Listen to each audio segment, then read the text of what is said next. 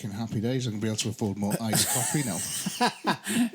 You need to get some vodka in it, mate. No, I'm not putting vodka in it. It's my first time having anything like this, and... What is it? What did you order? Well, I went in and I said, can I have one of those icy... Tappuccinos. Yeah, I didn't want to make a fool of myself and say that to her. But I said, can I just have like the iciest coffee? 'Cause I've got quite a bad hangover. And I said, and I was sort of like, I did the size. Can I have one that big? Yeah. And she went, we are. This isn't America, pal. Like, we only do one size here. I was like, great, okay. I'll try and make it last. And it's just essentially not very nice. Oh. Is the bones of it? It's a mocha. It's chocolate and coffee. Oh. Mixed with You're right. ice. Yeah. I think there's bits in it as well. So it's a mocha chocker. Yeah, it's keeping me alive though, which is nice. Yeah. Because it was pretty bad last night. Was it? Walking round with a bottle of tequila in my hand. That's not a good look, mate. It's not, is it? And people were like, you okay?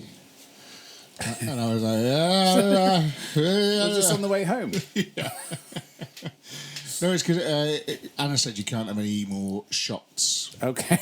Right. So I was like, okay. Put the shot glass away. I'll have all of the shots in one glass. Yeah. In one bottle, in fact. Yeah.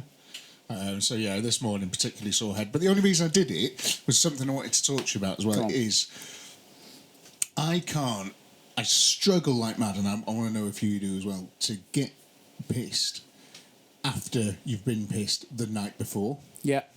So like yesterday, because we were out yesterday, we were out on Friday as well. A few celebrations and things with boys. Then today, yesterday, went out and for love and money we were on. Even we tried Grolsch, you know what I mean? It was that kind of sort of desperation on the wine, just going through all the different beers, everything. And it got to like 10 o'clock, 10:30. Stood outside having a cig, going, I am stone cold sober. That's the thing. And yet I drank maybe, I don't know, 15 various drinks. And so that's why I sort of went for the tequila. That should have been having an effect by then, really, shouldn't it? You're a big guy, though, are you? You know. Yeah, big fuel tank. So you saying the first night then? It's first like night, leathered. Two wine gums and a barmaid's fart, and you're That's out. It. Yeah, completely gone. Night two, it's like, give me a bottle of Bullet. Yeah. I was blackout drunk Friday. It was brilliant. It was the best thing ever. Real cheap date vibes, you know. Yeah. Real, and then Saturday, and I wasn't up for it either on Saturday. We started early. First drink was a cider. Well, hang on, you weren't up for it? Well, no, because I had a massive hangover. Oh, from Friday. Yeah. So that's why I had a cider to start, and then sort of just crap idea, just bad ideas. Did I tell you about the burnt croissants as well?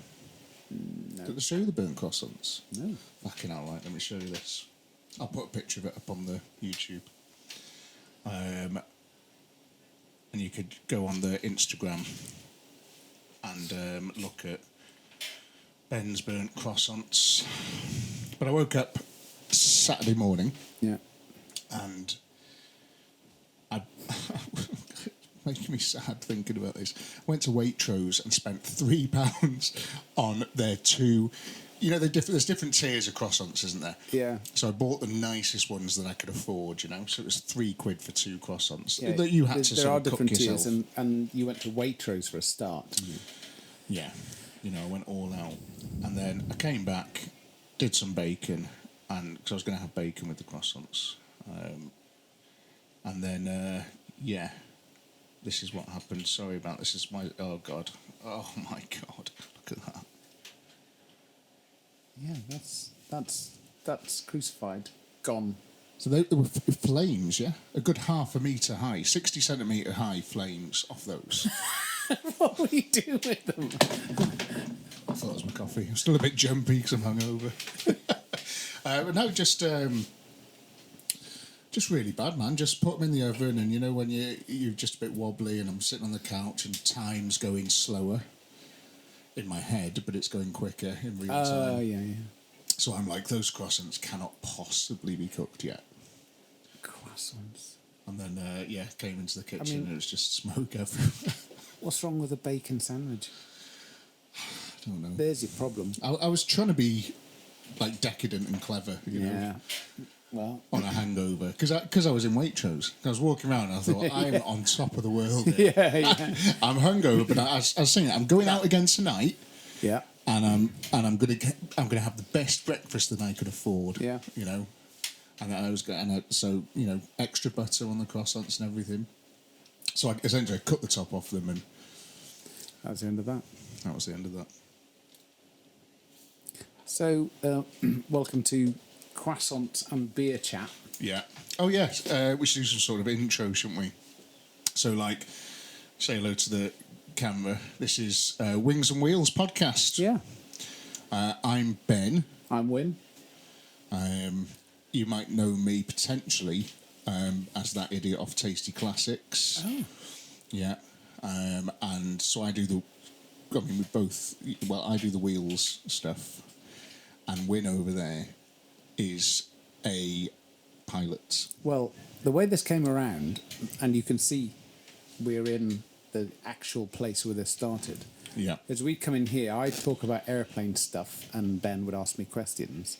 Yeah. And then very, very interesting. I love hearing about aeroplanes. yeah, but I'd love hearing about cars as well. And we thought good idea to talk about it and let other people listen. Yeah. If that's a good idea, not sure yet. Let us know in the comments if it's a good idea. And what I like about it as well is we do talk about all sorts of other shit as well, don't we? To be fair. Really do. Yeah, It's not all podcastable. No.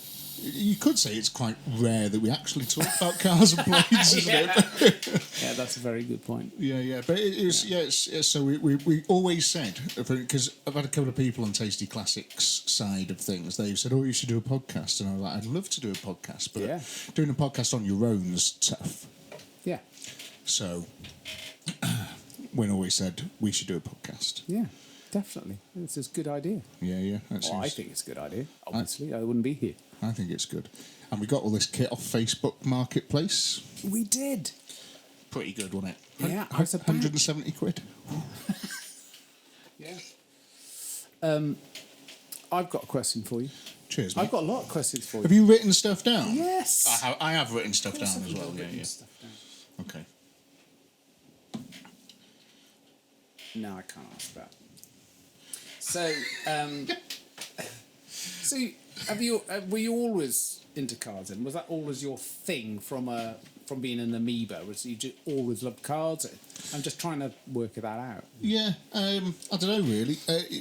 Yeah, I can never sort of place what led to it. So, from being 4 years old, I think was my first interest in cars. And there's a couple of pictures knocking about of me like playing with cars and stuff when I'm like 3 or 4 years old. But isn't that normal for like there are lots of boys who 100%, brum brum. You know, absolutely. I like cars, but it was bigger than that. Was it? Well, no, it's just other people grow out of it, don't they? Yeah, exactly. I think, and I didn't. Yeah, and it continued to a point where it's just it's financially just a huge drain, isn't it? You know, trying to keep like 7 cars on the road. Yeah, who does that? I know. And they all need. And the thing is, as well, you say like, well, it doesn't matter because you only drive one at once, but you go through more petrol because you're putting petrol in cars to move them out of the way of the other car that you're trying to get out. Do you know what I mean? Well, how far are you moving them? But if you do it I know what you 4 or mean. 5 times, and if it's a 5.9 litre V8. So are you siphoning? So, no, I have done, yeah. Well, I've got a little Holly fuel pump, and because I wanted to move the MR2 the other day, there was some fuel in the boat tank. Yeah. And I just used the fuel pump to pump fuel into the MR2 through its normal fuel filling thing, like I was a petrol station. Yeah. And then so I could move that round. So it's great. It all works. But I think I've said this to you, but so my stepfather had a garage and MOT testing station. Nice. In Pembrokeshire. Right, okay. And where's Pembrokeshire? Oh, don't be an arse. You know where Pembrokeshire is. Southwest Wales. Southwest Wales. Absolutely. Are you Welsh, are you? Yes. That's How that works if you're born there. So what was I? Oh, siphoning. So I remember my stepfather teaching me how to siphon and getting a big mouthful of petrol. But he had, I can see it now, a clear tube for siphoning, and that was his siphoning tube. But there's a lot of that went on. Brilliant, yeah. Yeah. From other people's cars on the side of the road. And he'd have, some banged up thing that he was getting some parts off or something, and he said, "There's petrol in that boy. Get that petrol out of there." Yeah, That's how absolutely. yeah. He was Irish then. You funny guy. So no, I get that. I get there's 7 cars on the road. That's a lot, though. It is, but it's just I don't know what so that they all do a different thing. And when I used to play with cars as a kid, I didn't just have one car that I played with. I had lots and lots of little model cars. Oh, what's that? Picking up on something. Oh, something just beeped into the microphone. Sorry if you heard that. Oh, there it goes. Yeah, that was it. I think it's the chiller over there. So if you hear that noise, it's just a chiller over there. But yeah, so you just used to have lots and lots of these different little toy cars that I used to play with. And I used to play stuff like traffic jams, where I just... Exciting. I'd just line the cars up in a traffic jam and occasionally move them a little bit further, all of them. Yeah, because then you could play with all of your cars at once. Yeah. That's right. So for me, it was not necessarily quality, it was more quantity. It's so funny. Did you play Road Rage as well? What's Road Rage? When one of them jumps out with a gun and kills all the other people in the cars. Yeah, 100%. Oh, no, smash them into each other. That's a film in America, isn't it? We don't have guns. No, we don't have guns, no. I think Tom's dad's got 2 guns. Has he? Yeah, he's got 2 guns, but I think he's allowed because A, he's Welsh, and B, he's a farmer. Yeah. So... Is he known as 2 Guns? Yeah. That's it, yeah. But I don't think he actually has any animals, so why he's got those guns, I don't know. Self-defense. Yeah, I think that's it, isn't it? But yeah, as I sort of got old enough to drive cars, I kind of, in my head, my goal was, from 10 years old when I first drove a car, was I want to drive every car. Every car there's ever been, I want to drive it. And that's still my goal. So I'm just sort of going through that now and have been for the last 20 years or so anyway. 25 years. Do you keep a record or something? I wrote a list once from memory on my phone, but it was an old phone. It was in the notes. And I think you're almost into 4 figures. Wow. Of cars that I've had, which is decent, Had or driven? Had. Oh, wow. Driven, well, you'd be mental like, but cars that I've actually owned, well into the hundreds like. That's bonkers. It's pretty cool. I had no idea. But that's why. So I've often said, if it wasn't for cars, I would be minted. I'd have so much money. I'd be so rich. But instead, whenever I get any money, I just put it into the fuel tank. Trabant? No, never driven a Trabant. I'd love to drive a Trabant. It's on the list. Yeah, 100% on the list. More Eastern Bloc cars, please. What about a 1600E Ford Cortina? Driven Ford Cortinas.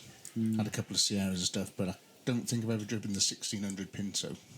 I've driven a few other Pintos, the same thing, just a little bit slower. Just making shit up now, sorry. Yeah. That's great, yeah. Love it. So essentially that's where I'm up to at this stage of my life now, where I'm sort of mid-30s and, just still fucking about the cars, really, which is good.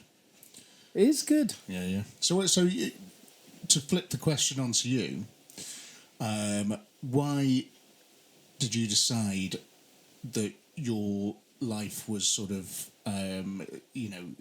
you could risk it by jumping in to an aeroplane that had only just been fixed? Because that's what you did, isn't it? That was your sort of, that was your pilot job. That was my last and best job, which was the Hawk maintenance test pilot at RF Valley. But I mean that's there's a lot to come before that. So so you didn't start as doing test piloting? No, and I've got to be sort of upfront there because test pilots, there are developmental test pilots. They're very clever people who are good at maths. Oh, okay. And that's not what I did. This is post maintenance stuff. So if you get a particular aircraft type, in this case the Hawk T Mark 1 at RAF Valley, that was used there as the primary trainer for the RAF fighter pilots. Then you need someone, or they did at the time, because there were so many of them. I think when I first started doing that job in 2001, there were 60 plus T Mark 1s at RAF Valley. So they go into maintenance, and somebody needs to make sure that they work correctly in every aspect as you fly a test flight on it before it goes to the squadron to be used. Is that not the most dangerous flying occupation that there is? Well, no, it's not. But surely, like, it must be, because so here's a great example. Someone brings a car to me and says, Ben, there's this issue with the engine, sometimes it cuts out, and I fix it. That can reoccur quite quickly after I've fixed it, because I might not have fixed the right thing. So I could send them out on the road and go, yeah, I've cleared your codes, you're free to go. And, I've test driven it or whatever, but like the next day, the fault could reappear and it was something else all along. yeah. So surely that can happen as you're a few thousand feet in the air doing a few 100 mile an hour. Yeah, that absolutely can. But the other thing, the difference with an airplane, they can do a lot of ground testing. So if, for example, they can, if they change the engine, they can take it out and they can do engine runs on the ground and make sure that it's hitting all the correct parameters at sea level. So you could essentially run a plane's engine on the ground through almost exactly what it would do in the air. Yeah, well, almost is the key word there, because as soon as you go up in altitude, then there's the air gets thinner. Wow! So it does behave differently, and it's very different with the thickness of the air at sea level. As opposed to 44,000 feet, which is the ceiling of the Hawk, and there's hardly any oxygen. But yes, essentially they can do an awful lot of testing, which is makes it much better before you get in it. So have you ever had a situation where you've tested something and it has not been fixed, and something's still wrong with it, and you've got to come back in and hopefully safely come back in and go, no, it's still lumpy at idle, mate. Need to change the jetting. A lot. So we've sort of started right at the end. Right. Yeah. We'll come to it, but the answer is yes. Right. Lots of times. Wow. Okay. But I didn't have to eject ever, luckily. So those boys did over 12 years. That's amazing, really. So you did it for 12 years. And you never had to abandon ship at all, but came back with lots of engine problems, hydraulic problems. Is that not absolutely terrifying when you're up there? Because you obviously, if someone's tested like you and then it goes to the squadron and they use it, they kind of know it works then. But obviously, you're going to be, getting these sort of all these problems, aren't you? Really. It didn't seem to work like that. The engineers are so good. They're amazing, honestly amazing. I just held them in such high regard, and they were so good at what they did that there were very few problems. That every now and again there'd be something, but stalling at a junction or something. Yeah, I get it. Yeah. But never anything that made you go, oh fucking hell, this is it. Well, first of all, you're sitting on an ejection seat, a Martin Baker ejection seat, so it's. This is never a thing really, because if it all goes to a pile of dog shit, you can pull the handle and float down on a canopy of silk and be home for tea and medals. Nice. Yeah. That's good, isn't Being it? in the bar. So that's worth remembering then, isn't it? Yeah. Yeah. So that was really good, and as opposed to flying a helicopter, which is you can't do that, for example. Yeah, they don't have ejector seats on helicopters, do they? No. Why don't they put ejector seats on helicopters that shoot out the side?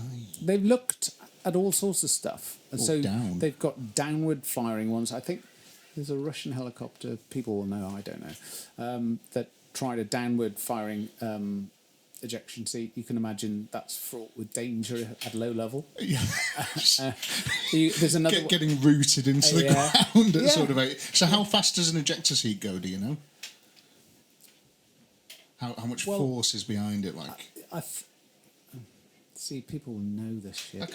This is what I thought this for. Should we just Google when you it? pull a Should we handle, it's something like 25G, so it's an instant impact, and there are different ejection seats, but Martin Baker, a British company, make the best in the world. They're incredible. Internet's disconnected, for fuck's sake. Who's running this show? This shambles. Right, anyway. Fast is the answer, isn't it? Yeah. Oh, enough to compress your vertebrae, and if you're not sitting perfectly straight when you pull the handle, you can have serious back problems to the point where you can't fly, you can't sit on an ejection seat again. But yeah.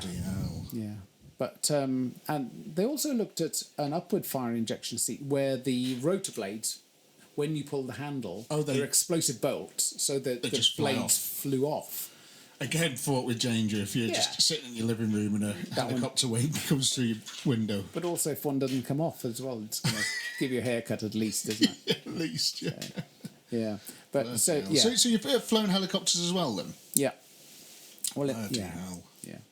So let me go back, though. Yeah. Because you said, how do you end up doing that? So I think I think that was more of a why. Of all the things that but pilot wise, it's like it's definitely the thick end of it, I would say. Well, obviously, if you're going into some sort of war zone or something and trying to shoot people with your plane, that's probably quite hard. But because I know what can go wrong mechanically, and I've seen catastrophic mechanical failures,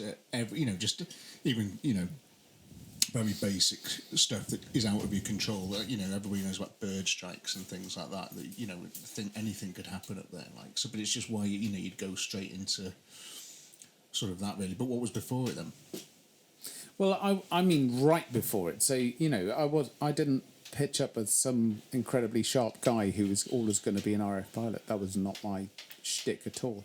Nice, right, okay. So I ended up being somebody who left school with a no level in pottery. Is that at the age of 16? Yeah. Is that quite it said a high art accolade in Wales? It said there's no need for that. It said art on the certificate, which I thought gave me breadth, but actually, no, I was a really. When I say naughty boy, not naughty as in not like setting fire naughty. It was more like couldn't be arsed naughty. Yeah, it's like. My mum said, I just want you to be happy, and I interpreted that as not doing anything because that made me happy. Yeah. Because I was a lazy little shit. And absolutely, yeah, great. So I left at 16 as soon as I could. And to cut a long story short, very soon realised I'd been an idiot. I started actually a Honda motorcycle mechanic apprenticeship at 16. Wow, nice. Yeah. And after about 6 months... So just in a Honda motorbike dealership? Yeah, in South West Wales, yeah. Bloody hell, decent. Yeah, so I got in to do that apprenticeship, and then after about 6 months, I said, I don't want to do this. I just wasn't cut out for it. It's just not me, like working for a living, I guess. Yeah. Yeah. So I jumped up... Can someone stick me in something that hasn't had any tested and fire me into the sky at 400 mile an hour, please? Yeah, I was just... lazy, wasn't I? So what a good opportunity that was to become a motorcycle mechanic. But I went home one night and said to my mum, I don't like doing this. She went, hang on a minute, you've just got an apprenticeship. And I went, yeah. I'm going to go to Swansea tomorrow on the train and see if the RAF wants me. So I did that. Nice. At 16, and they said, yeah. Looking at your qualifications, you can be a driver or a dog handler. And I went, oh. I wanted to work on airplanes. Yeah, because that's famously what the RAF does, isn't it? Yes. So I was disappointed, and they went, well... Do many dogs in the sky? Well, the police have dogs, so the RAF police have dogs. Oh, but because, I'm not, there's some very bright people, I'm sure, do that job. But of course, absolutely. They looked at my qualifications, and they said, you're more suited to that. It's interesting, isn't it? Did you want to have a Yeah, I did just look at the camera. It looks like it's okay, though. Okay. So I'm happy to carry on. Because I have to keep checking the camera just because this is all very new. Don't want to sort of anything to stop halfway through, you know? That'd be boring. So if you see me looking at it, I'm not perving on you. I'm just checking that the red light's flashing. Yeah. I hope you can hear us okay as well. Again, we're new to having to put our face in front of a phallic thing. Yeah. Well, you are. So I went to, and they said, yes, you can join. And to cut a long story short, I joined. And after a short time being in the RF, I realised I'd screwed up and I wanted to do something else. And I just wondered, you know, I had a look around and I went, hang on a minute, what an amazing job that flying bollocks is. And I was at RF St Athan in South Wales working on Vulcan tankers. They were then, they weren't bombers anymore. And I was at the... Just for curiosity, obviously a Vulcan Tanker, is that a plane that carries fuel? Yeah. Nice. Yeah, no, yeah. literally is that to fuel other planes in the sky, or is it just to transfer it from one place to another? Well, very famously, the Vulcan was a bomber. It was one of the Cold War bombers, Delta Wing, beautiful thing. Yeah, gorgeous things. Yeah, and they made them into tankers as well. But in fact, you know, one of the last jobs it did was they turned some of them back into bombers to bomb the Falklands in 1982. Wow. Or one of them in particular, Black Buck. But anyway, okay. So I was working on those, and I was waiting to cycle from one side of the airfield to the other. Right. I was on my bicycle. I was at the runway crossing point, and I was just on my bicycle, and the red lights were flashing, so I couldn't cross. Yeah. And there was an aeroplane on short finals. What does that mean? So there's an aeroplane about to land. And nice. Short finals. Yeah, sort of just before touching down. Brilliant. And I was there, and because of where the crossing point is, it's so close to the runway. Yeah. Normally being a car, I was on a bicycle, and I saw it was an HS-125, which is a Hawker Siddeley thing. But what were they called in the RAF? They're now used as like biz jets. Was it HS-125? Yeah, which is a Hawker Siddeley 125. So you could. It's Domini. It was called a Domini. So it was a training aircraft for. Sorry. I was just going to say you could ride that on a moped license. Yeah, you could. No, you couldn't. And so it was a training aircraft about the size of a business jet, but they used to teach the navigators and rear crew people. It was part of their training system. Wow, right, okay. So it's not the most exciting airplane in the world from a military perspective. Yeah.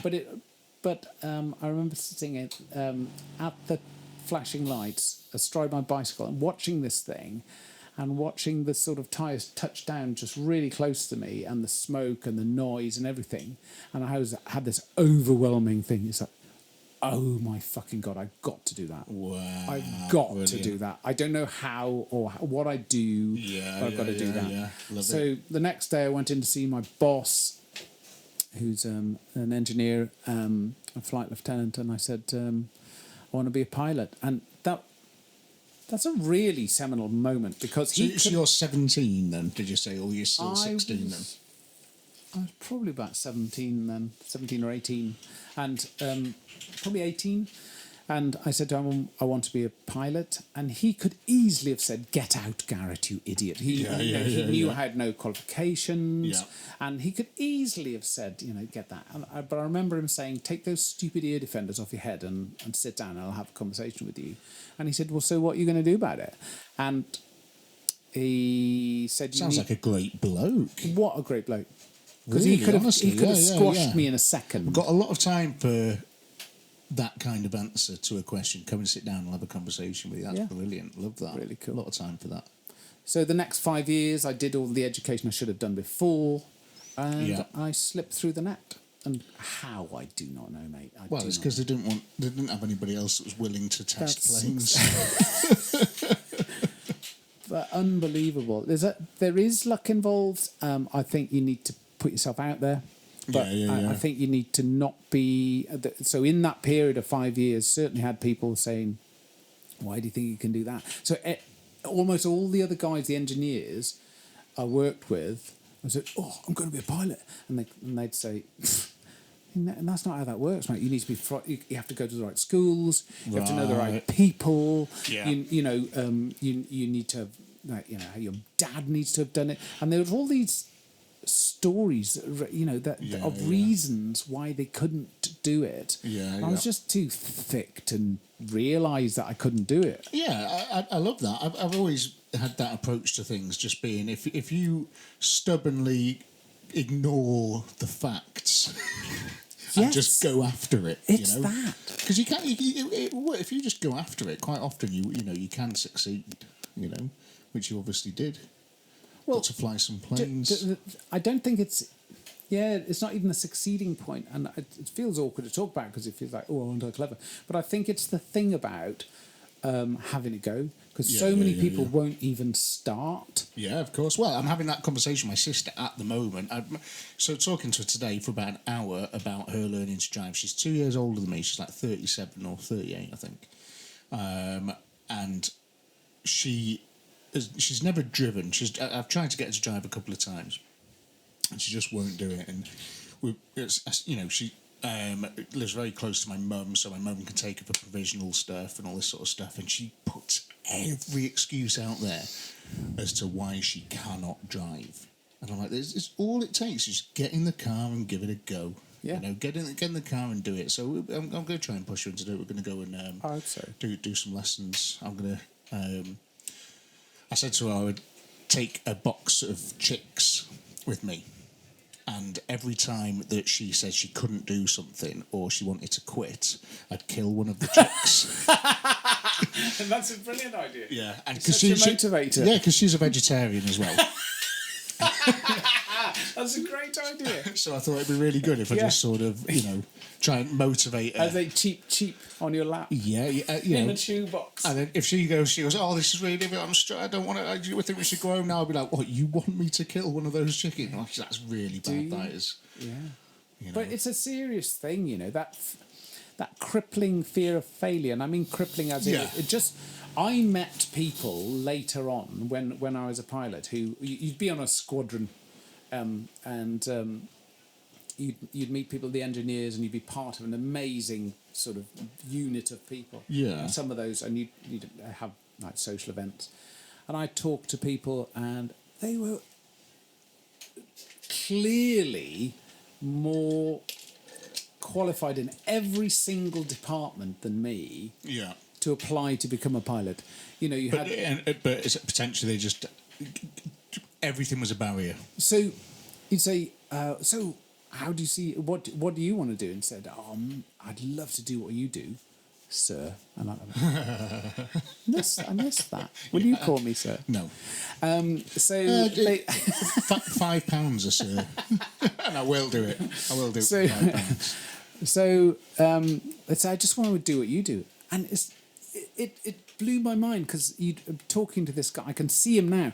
It's the captain of the rugby team, the A levels, GCSEs, just really bright, really sharp, great person. And I say, I'll help you. I'll help you. Just apply. Yeah. And the answer was, I could never do that.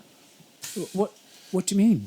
No, I could never do that. When you get to the root of I could never do that, it means I couldn't live with myself if I failed. Absolutely, yeah. And the fear of failure has overwhelmed the desire to succeed. Yeah. Which is, in sort of jobs like being a pilot, I kind of understand that a bit more, because it must be incredibly daunting to want to do that to start with. Because, I would love to fly a plane, but I think that you would have to dedicate such a large part of yourself to be a pilot. You can't just go and fly a plane. You can go and pay £200 for a little experience day when you don't actually get to do anything. But if you wanted to just go and fly a plane, unless you're Richard Russell, like the guy that nicked that jet, but did you see that? It was quite a few years ago. He nicked that. Dead sound guy made sure that nobody died, Unfortunately, apart from him. Oh. Yeah, but he worked in an airport and he was a baggage handler in America. And Ben Howard did a really good song about it as well. It was really good. But yeah, there was a jet there and he just climbed aboard and took off.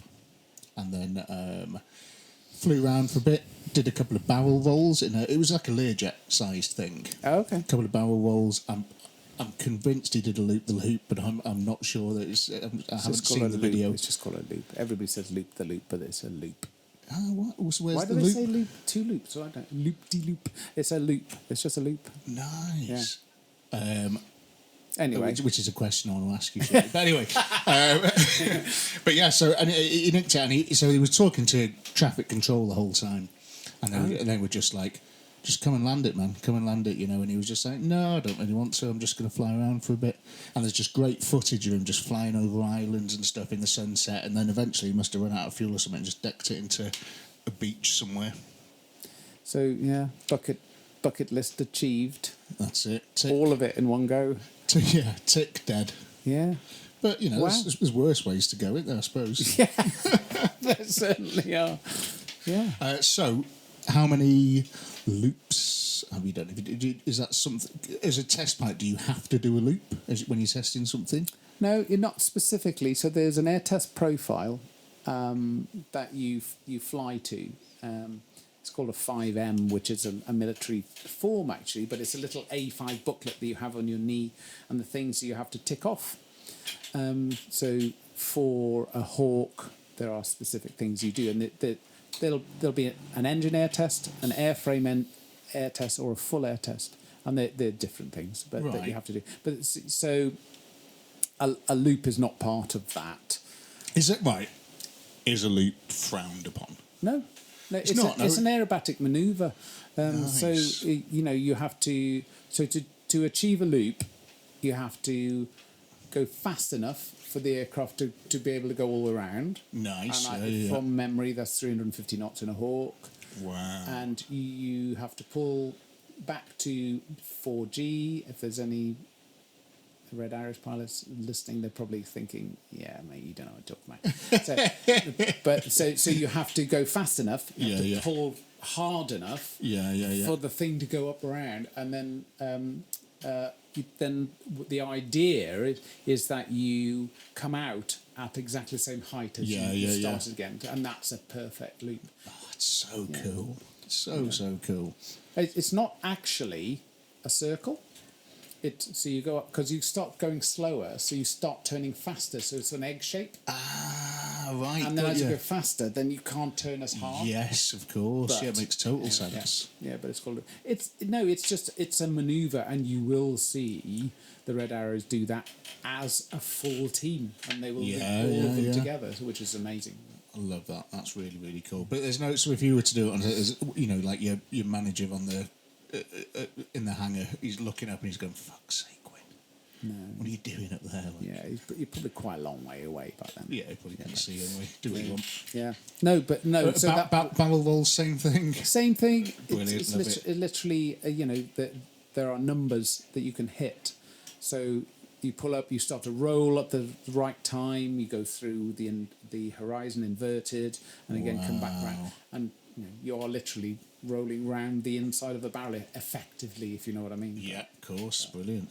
Yeah. Love all that stuff, man. That's so cool. That's that's the sort of big draw for me for being a pilot, is getting to put aircraft through mad things like that. But what was the flying experience? What made it so interesting for you? Why did you want to sort of do it? Well, so once you become a pilot in the RAF, you have a job to do. You have to be productive. So my very first job, having learned to fly with the United States Air Force, I came back, and when I started flying with the RAF at Valley, again I say Valley because I had to think about that. The standard was so high. So the United States Air Force is a big pilot churning machine. Yeah. There were just in Texas there were 5 undergraduate pilot UPT, undergraduate pilot training bases, and I was at one of them. So most of the RAF, just to go back a step, pilots went through the RAF system. So I realise we have skipped a huge part. Yeah, so we we need, no, it's fine. right. But this is podcast number 1, isn't Yeah, it? Do you know what I mean? After officer training, so 6 people a year were taken off to do the flying training in America. For some reason, I was one of those, which was fantastic. So, I mean, I suppose it's a very, very long story, isn't it? But obviously, how come America? What was that? Why not South Wales? It's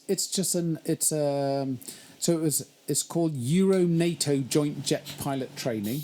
Catchy little title, NJEPT, and it's literally a NATO thing. To keep a finger in the NATO pie, the RF sent 6 people a year. Wow, so all 13 nations, some of them trained all of their pilots there. We didn't need it. We had our own training system. Right, okay. So all of the Germans went there, Danes, all the sort of the Greeks, the Turks, everybody used to go there. Wow, but everyone in NATO. In NATO, we had our own system.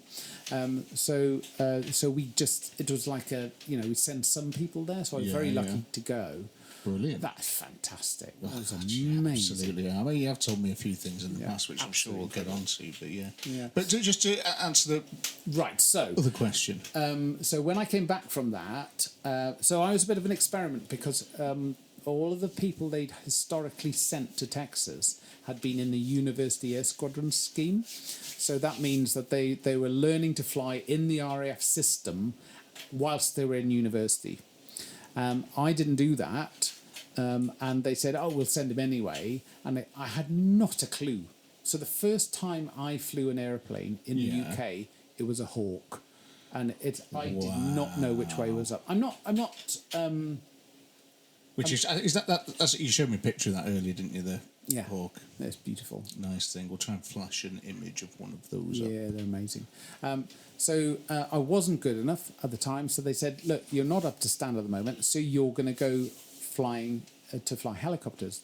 So there's a I know. Slidest to all the helicopter pilots out there. No, well, there's a tier system. So there was fast jets, which is fighter airplanes. There's helicopters, and there was multi-engine, as they call them. So Hercules, bigger airplanes. Yes, I think if I had to choose, that would be my thing, like the big fat airplanes. You know. Yes. That sounds like a lot of fun. Because it's like, getting one of them in the air, that's a fucking task, isn't it? No, that's just. It's like they can't go upside down, can they? And you can, I think you could. And you can eat. You can do it once. You can eat while you're flying, can't you? Exactly. It's just not right. It's not right. Do they have ashtrays in the cockpits? Yeah, almost certainly. No, they Well, you just flick it out the window, wouldn't you? Of course. But no. So there was. It takes nothing away from that. Those guys are amazing. But there was definitely if you can't do that, you can try that. If you can't do that, you can try that sort of thing. Probably multi-engine and helicopters more similar, but the top tier definitely fighters, fast jets. So I went off to fly search and rescue helicopters for a while. So wow, yeah, so brilliant! I didn't know that. That's the first time you told me that. Yeah? Oh, is it? Yeah. That's really cool. The Wessex. Nice. Yeah, you can't imagine what that looks like. You showed me a picture of it before, didn't you? Was that the one on the painting? That's Puma. Oh, nice. Right, okay. The Wessex was like flying a council house looking out through the upstairs toilet window. Brilliant. That's nice. I kid you not. Can you hear that? No? You're going mad. No, I definitely just picked something up again in there. So the only reason I'm wearing headphones and Wynne's not is because we've only got one pair of headphones. But we're getting another pair. We thought there was 2 in the box. Is people shouting outside? Yeah, there are people shouting outside. Right, that's what it is. Yeah. But I have to do it because I have to make sure that everything still works while we're doing it. Technically competent. Yes. Yeah, so search and rescue helicopters. Yeah. It was good. But the original question that I asked there was why. What was the draw for you wanting to become a pilot was, you know, as I said, yes. for me, it was because it's just getting some mechanical thing to do mad shit. Yeah. But for you, what was it? So you literally go through training. You say, okay, you're going to do that. The draw was literally to fly these things, literally to get my hands on them and to be able to get off the ground. It intrigued me. Nice. Yeah, It's yeah. that. And so was that a lot of the mechanical and engineering side of it as well? yeah, definitely. So definitely, because it's a machine, isn't it? So, Yeah. So my family grew up racing motorbikes, off-road, motocross, and Brilliant, it's right, just so it's all about machines and cars and motorbikes, and so that's Fantastic. why I think we're so similar in so many ways. It's just a machine. It's very dramatic because it flies, but it is just a machine. It's just this something magnificent about the symphony of parts coming together to create something that can do something mad. Yeah. I mean, you know, like I use the truck as an example. You know, that truck is really fucking fast. It's like, you know, but again, it's the size of a semi-detached. Yeah. And it shouldn't be. It shouldn't go that fast. It shouldn't get there that quickly. It shouldn't make that amazing noise. But when everything works, it does. Yeah. When you put it all together, connect all the wires, connect all the parts, tighten all the bolts, it does mad shit. Yeah. And then people look at it and go, wow, what the hell was that? Yeah. You know? It's that. It's Which is exactly amazing. that. And it would have been great to have been the first person to, you know, when like the first car could go 3 miles an hour. Yeah. And there's people, you know, it's steam pouring out of it and just like, you know, massive wooden wheels and stuff. And people look at it and go, wow, what the fuck is that, you know?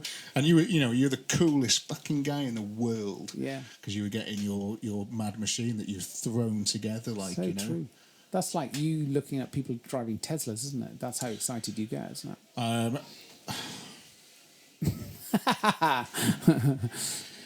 Driving microwaves and washing machines. There's nothing new about a Tesla. It uses exactly the same technology as a washing machine. So there's nothing new. Washing machines have been around for generations, and that is what you're driving. There's no difference. So it's an electric motor turning a wheel. Yeah. But it's true what you say though about all, like, so an aeroplane has fuel pumps, hydraulic pumps. Yeah. You know, there are a lot of those things. It's just a big mechanical thing. It is just a machine. That some of them are better than others. Some of them go faster than others. Some of them have more clever stuff in it. You know, but it's, you know, it's. But it's just, you know, the size wise as well and speed and stuff. Some of them can go. Okay, so do you know off the top of your head what's the fastest you've ever flown a plane? Well, supersonic. I mean, once you go supersonic, so what's that? 900? What's supersonic? Oh God. Shall I Google it? 700 and something knots. I can't remember. It's fast, but so the T-38, which we flew in training in Texas, the second one we flew was supersonic. You'd expect me to know this shit. Well, it's not a. Oh God, yeah, you were almost spot on. Sorry, yeah, you're at 768 miles an hour. Okay, 600 and something knots. Yeah. But what do you mean knots? It's not a boat. No, but most well, a lot of it comes from that, doesn't it? It's, you know, flying navy, a lot of crossover. But so knots, nautical miles per hour. It's sort of Yeah. So is that the same thing in a plane? So essentially, you're throwing a rope out the window of the plane and counting the knots that go through your hand. That's exactly like that. I thought it would be. Yeah, you can get some calluses. So that's supersonic. So the T-38. Yeah. T-38 Talon, which is the United States Air Force's still advanced trainer, is supersonic. Wow. Right. Or will go supersonic. And you've driven that supersonic. Yeah. How quickly? So what's the cruising speed of that plane? So what would you, if you were to just up there in the plane, you're keeping it in the air, you're not burning fuel. What? How fast are you going? Okay, there's a lot in that. So it depends whether you're going at the optimum speed to for fuel efficiency. Or there's a perfect range speed, so you might use more fuel, but you want to go further. Yes, All this sort of malarkey. But basically, I think the T38 cruising, if you're going from one side of the United States to the other, 0.82 rings a bell. So that's 0.82 of a Mach, where one Mach is supersonic. So you tend to talk in Mach numbers. Nice. When you're cruising higher up. So a Hawk is slower than that. For example, it's 0.73 is the normal sort of cruising Mach. So it's a lot faster than I thought. So you'd just be cruising along. I thought you'd have been, just a few 100 mile an hour, like a airliner or something, just sort of slowly going along. It's a lot more than that. It's a lot more than that. Because what my question was going to be was how fast does it take to go from the cruising speed to sort of, supersonic? Is it a fast accelerating aircraft when it's already up there doing its job? So you're in cruise and you're not in afterburner. Right, okay. So that's the key thing there. So to go supersonic in that aeroplane, some airplanes don't need that, but for the T38 you have to go into afterburner, and so you're pouring fuel in. That's how you get through, to being supersonic. And is that quite a quick thing? It's relatively. So when you put the afterburner in, you can feel a kick in the back. There is an acceleration. Wow. So that is quite cool. But acceleration as you're already doing several 100 miles an hour. Yeah, must be pretty cool. So once you're in the cruise, it's like going to Malaga, isn't it? You're not feeling any acceleration. You are just moving, aren't you? Yeah. So any sort of slowing down or speeding up is what you feel. So when you then push the throttle, it's got like a gated effect. So you just move the throttles around, but if you want to go into afterburn, you have to push them through like a notch. So you push them through that gate, and then you feel that the nozzles change the size of the end of the jet pipe, and then you go faster. Absolutely, very cool. It's very cool. Very interesting. I can't remember any of this, mate. It's about 1 million years ago I did all that. Yeah, it's great though. It's so interesting because it gets to ask you all the questions that to you probably sound potentially a little bit like obvious or dumb, but no, not at all. But it's stuff that the curiosity's there, isn't it? I'm always interested to know like the little things that people might not sort of always expect. I suppose everybody else, what does the world look like? That sort of stuff. But I'm not bothered about that. I want to know, what planes do. I was just saying. So we, believe it or not, actually come out into the first hour. Wow. Which is mad, isn't it? The first hour of Wings and Wheels podcast. Well, do you want to? Should we have a quick beer break? Yeah. Just get ourselves a pint or something, and then we'll reconvene. That's a good idea. Okay. If one person decided to go, do you know what? I am going to go and join the Navy, that'd be amazing. Or not join the Navy. Christ, don't join the fucking Navy. Whatever you do not join the Navy. Do we look open? No. I'm just sorry. That was brilliant. Well, don't lock us in. Was that a bit harsh? Should I have said, do we look open? I didn't know what else to say. I was a bit like, I didn't know what else to say. Is this a bar? Is this a bar? Know that. That's amazing. It's a bar, but not on a fucking Sunday afternoon. Fucking hell. I love that. Oh, Jesus Christ. They're never coming back. You've just lost 2 customers. Yeah. So we're down to 4 now. That whole thing about having a go, man. It's that, isn't it? Yeah, absolutely. And I think, it's... I think you are right. Anybody can do it, Anybody can do anything, really. And I think that I love to see people succeed, especially, with your, you've... So what did your dad do? He was a gamekeeper. So what he wasn't was a fighter pilot, is that right? And, what a wonderful man he was. But what I'm saying is you don't have to be born into it. You don't have to... It's like... It's different. I think a lot of, because apparently it's quite a, you put it up there with quite a glamorous position and quite a cool job. You tend to imagine that it's people who were born into it and have got sort of money behind them and stuff. And you've got things like Formula One to thank for that, because that's the biggest showcase of sons doing what their dads did or want them to do, or sort of putting them through, you know. But that isn't that the absolute pointy end of a sport. You see that in the elite end of sport, where people are predisposed to that level of performance. You see it in rugby and football. Yeah, you see it in touring cars and stuff as well. A lot of them are sons, you know. Yeah. But it is nice. That's why, you know, I like Eddie the Eagle. Do you know what I mean? He's the greatest sports person of all time. Yeah, yeah. That's good film, that. Fantastic film, yeah, really good. But I just think, you know, I think it's not to take away from anybody that's done it because it's a family thing and they're sort of mum or dad's pushed them into it. But I guess what I'm saying is that it's more interesting and more rewarding. Yeah. To get to those places without that kind of help, you know, and like you were saying, if you anybody could go and knock on the door of the office and go, I want to be a pilot. Yeah. I think that's amazing. You know, more people should, especially I think more people, politicians should be more like people who aren't involved already in politics or have huge hands in politics and things. Like, you know, like if me and you went to be Prime Minister, I think we'd probably sort the country out quite quickly. Wasn't it Billy Connolly who said anybody who wants to be a politician should be allowed to be one?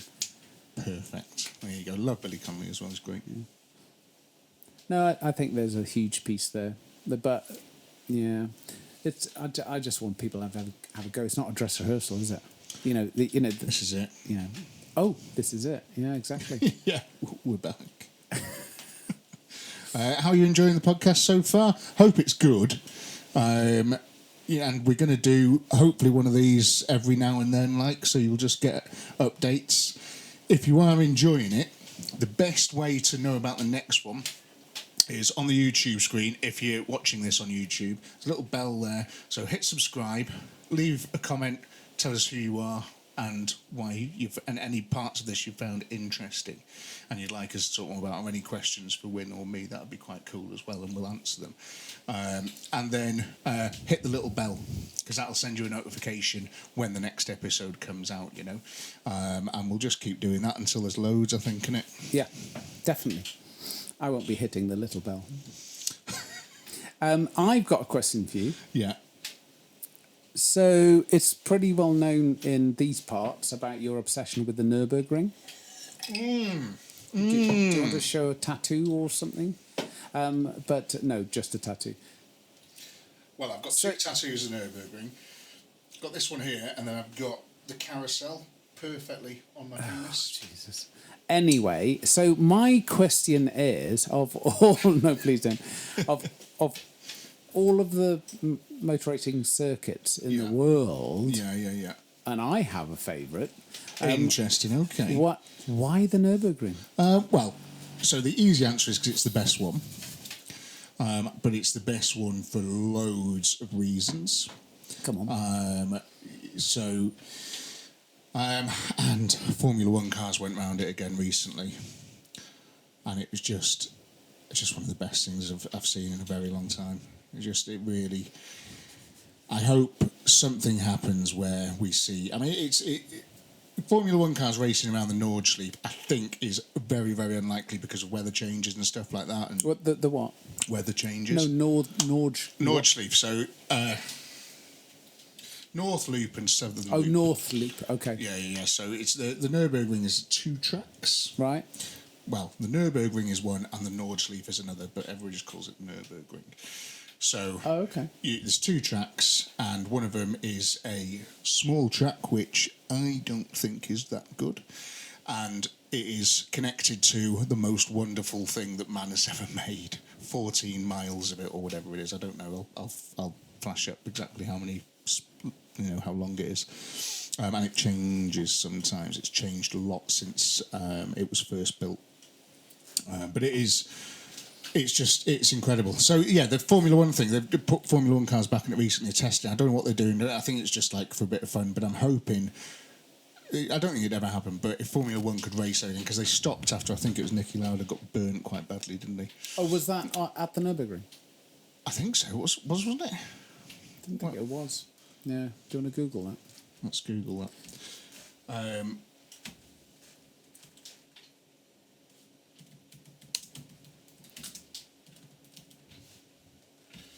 I don't know why. I had to Google that, and I knew it was. It is. Yeah, of course. I don't know why, but when you said it, you made me panic massively. Is it? So that crash with Niki Lauda, was that on the 14-mile circuit? Yes, that was on the full Nordschleife. Wow. But it's very, very different to how it is now, because they change a lot of stuff. Most years they try and do a bit of a track update, which is kind of cool. Except they have got rid of one bit of it, which I wish could come back somehow. I've seen a couple of rally cars go up it. There was where it goes up to the carousel. There's a bit that's just one massive steep hill that goes on for ages. I've walked up it, it took ages, and it is just mental. I imagine if you had something really fast, you could just drive out there and sort of jump off the end. Like, it's so cool. But I've seen a Porsche rally car go up it. Porsche rally car. It's cool, isn't it? I've seen that. Yeah, they're good. I've seen that. So Niki Lauda, so he didn't want to go out because it was raining, it was really bad, and all this sort of stuff, and it was just like, no, chill out, and then they did, and they raced, and they crashed, and then they were like, it's too fucking dangerous, this, because it's so long, it's hard for a Formula One car to sort of do it safely, especially because of tyres and things like that, and when the weather can be 3 different things in different places on the Nürburgring. Yeah. And it's happened when I've driven on it, when I've been around it, and at one point all of a sudden it starts hammering it down, and it's like an ice rink, and before that it's perfectly dry and hot sunshine, and you're on the same lap. And this has happened, it's bonkers. So if you want to, mess about with tyres and stuff like that, it can be tricky. But if you watch any of the 24-hour races or anything that they have there, the crashes are spectacular. There's a part of the track called the Foxhole, and what's that in English? Foxhole. And there's the part going up to the corner where you go down into the Foxhole is a very fast bit of the track. Yeah. And then you've got almost like, maybe a 45-degree corner, so, quite a sharp turn. And it started raining there, hailing and all this sort of stuff, and you're watching hundreds of thousands of cars plough into the barrier at 120, 130 mile an hour, Yeah. And it's so dangerous. And unfortunately, people lose their lives there all the time. But the Germans are amazing because they still let you go around it. And I hope to God that never changes. And it's getting safe all the time. They've been doing, they do track updates all the time, and they're putting stuff in at the moment, which is like lights for your flags, so you know what's coming and stuff. Okay. Which is really, really good and really helpful. Because like yellow flags always happen when you're on the Nürburgring, and you don't know what's ahead. You don't know what's round that corner. Because on quite a lot of tracks, you can see quite a lot of the track as you're driving around it. But on the Nürburgring, it's all massive trees and everything. Unsighted, so you have no idea what's around the corner. And I've gone around the corner at very, very fast speeds, and there's a car in 1,000 pieces in the road, and a guy stood next to it going, "Fucking hell! Fucking hell! That's all my money." That was my Simca. What about memorising it? Video games. How long does it take? Do you know it now? Can you lie with your eyes closed in your and drive around it in my head? 100%. I do it daily. I did it on the way here. Do you know what I thought you just said? I do it daily. I do it daily. What do you mean? I think about it all the time. It's like I don't know. It's a mad tonic, the Nürburgring. It's a real interesting. Just it shouldn't be. It's like motorcycles. If someone said, "I've got this fantastic idea, I'm going to put an engine, 2 wheels on it," and you sort of straddle it, and it does 170 mile an hour, Yeah. they'd be like, "No, It's a shit way. idea. You cannot. We're not allowing you to build that." Yeah. It's the same with the Nürburgring, really. If someone sort of goes, "Right, let's make a 14-mile racetrack where you can't really see what's coming around the corner and all this sort of stuff," I doubt you'd get the planning application from, Cheshire Western Chester, Yeah, No. unlikely. Yeah, you'd struggle there a bit. So it's magical. It is a magical place, and every kind of vehicle goes on it. Really, I've seen buses go around it, camper vans. Why do they go around it? Because it's just They're having fantastic. a tour, and on your left. Yeah, but it's doing something that isn't designed to do something else. I love. So, excuse me, still quite hungover. My my favourite thing to do it in is big heavy cars, big stupid heavy cars that saloons, that sort of thing. Oh yeah. Well, hang on. What I know this. What was it? No. What did you do? What was that? It's not a Lotus Carlton, but it's like This a is helping them. son of Lotus Carlton. What did you have? A Vauxhall. Amiga MV6. Yeah. So that was the last thing I took round in last October. Am I right? And is that basic? Is that what a Lotus Carlton came from, or vice versa? Yeah, kind Ish. of. But Lotus Carlton's a very, very different thing. Like, I mean, Lotus Carlton's, Yeah, sure. you know, Same shape. so, yeah, same idea. But Lotus Carlton, just the dream car, it's just a wonderful, wonderful track, and it boils down to there's lots of very fast straights, Yeah. lots of tiny twisty corners, Yeah. lots of fast sweeping corners, which you have to really use your bollocks to drive, because there's so much of that track. If you're driving something with, say, less than 300 horsepower, there's a lot of that track that you can keep your foot in it. Oh, okay. And you can just, as long as it's a good handling thing, you can really keep your foot in it, and it's terrifying. But it's very, very rewarding when you don't die. Yeah. When you complete a lap and you go, "Fuck yeah, I'm still here." And you're shaking and buzzing and everything because you've just done stupid things in a car. I've got a really boring admin question. So when you get there, and it's like, welcome to the Nürburgring. What do you do? How do you? Do you have to say, can I buy a ticket, please? Yeah. And you have 1 lap, 9 laps, no laps. Endless laps. How does that work? This is the one part that I've been going since 2013. I think was the first time I went there and drove around it, and they try and change it up a little bit each year, and they still haven't got it right. The admin sort of side of it, and the getting on and off the track and all this sort of stuff is still not amazing. I think they're trying to make it better in some ways and stuff, but it's not. So you turn up in one of 3 car parks, and there's a really good car park where everybody wants to go next to where Devil's Diner is, so this is a Nordschleife now we're talking about, not the Nürburgring itself, not the little track. The little boring track, which is like the big cool one. Yeah.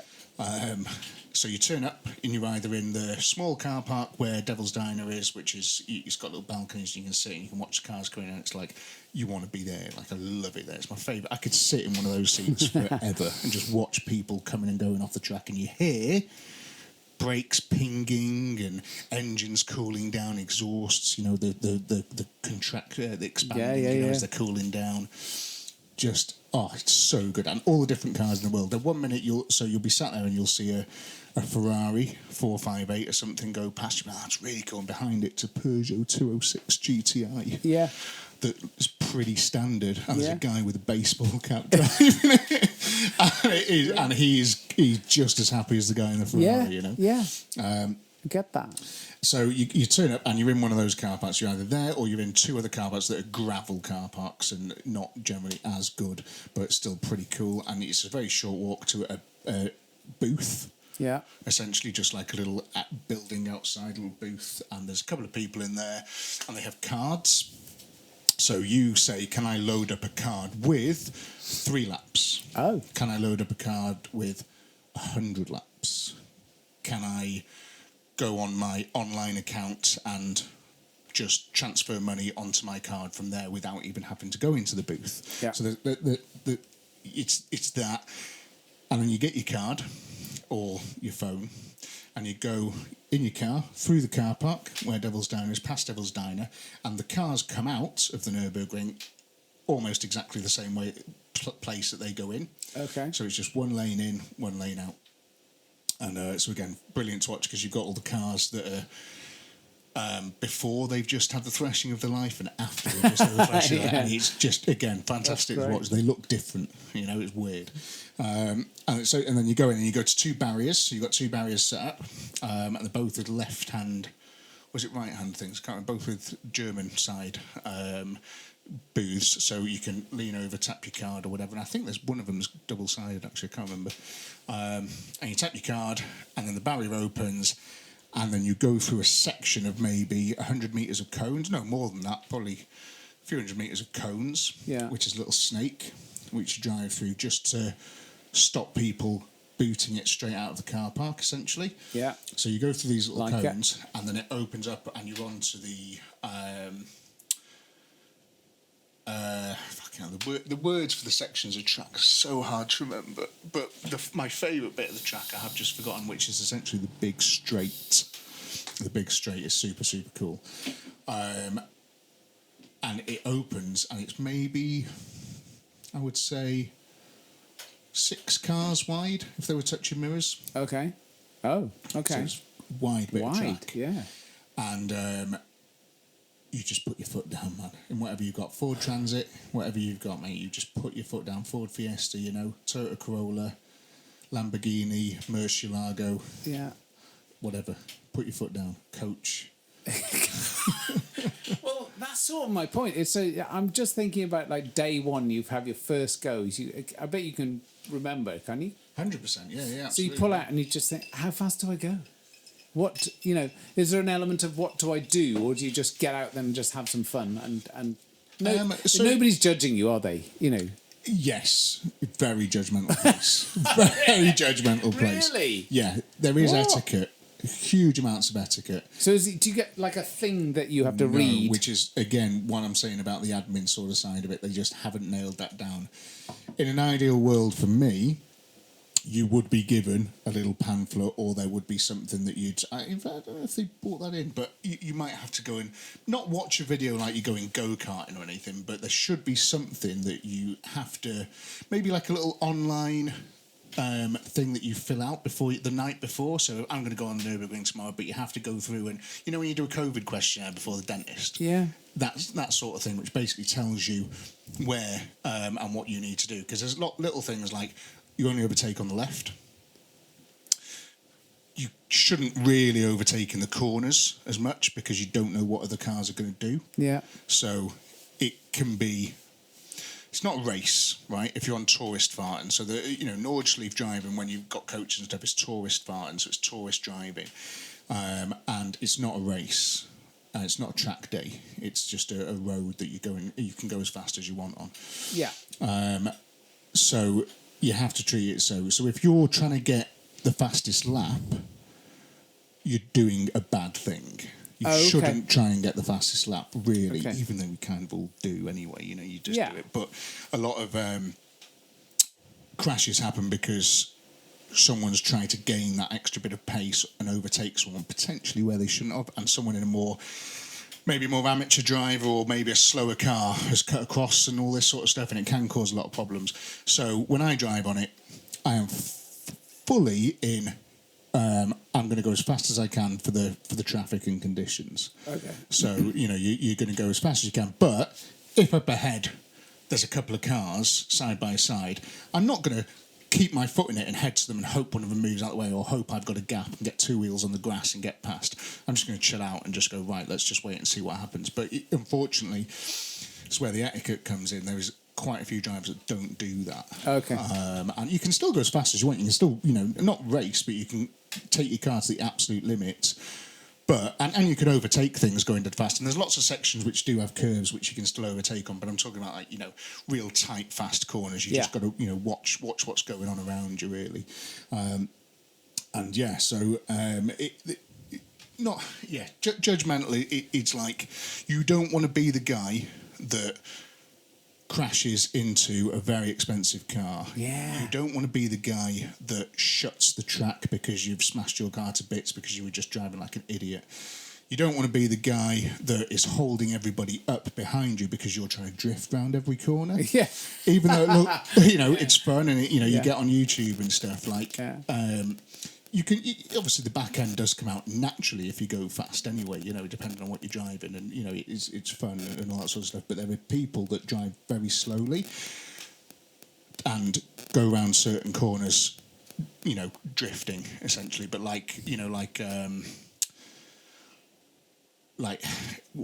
almost like you'd see professional drifters do. So they're not really trying to get around the corner as fast as they can. They're just trying to drift around it. Slow in and fast out sort of thing. Well, just like slow round the whole thing, but with your back end out and your tyres spinning. Which is just like, if you've got someone flying up behind you, like, don't hold them up. Get out of the way. Stop trying to showboat, you know. So there's a bit of that. There's a few things that you just don't want to be there, essentially. You don't want to be that guy. So you're saying that it's your favourite track because you can go on it, or it's very long, or I still don't know really why. Changes in weather, changes in altitude, hills, inclines, declines. So the length of it is key. Yeah, but it'd be boring if it was just a big long circle. It's just the variation in what you've got. All the tracks in the world, there's bits of that on the Nürburgring. Do you know what I mean? The Nürburgring is almost a compilation of all fantastic tracks. It's just got bits of it. Eau Rouge isn't on it. There's kind of bits, though, where you've got almost... Eau Rouge isn't quite a corkscrew, but it's almost like like an uphill chicane, a real sort of like... And there's plenty of that. You know what I mean? I mean... Eau Rouge is a mental corner. Like, I don't think you could ever sort of replicate that, really, or, you know.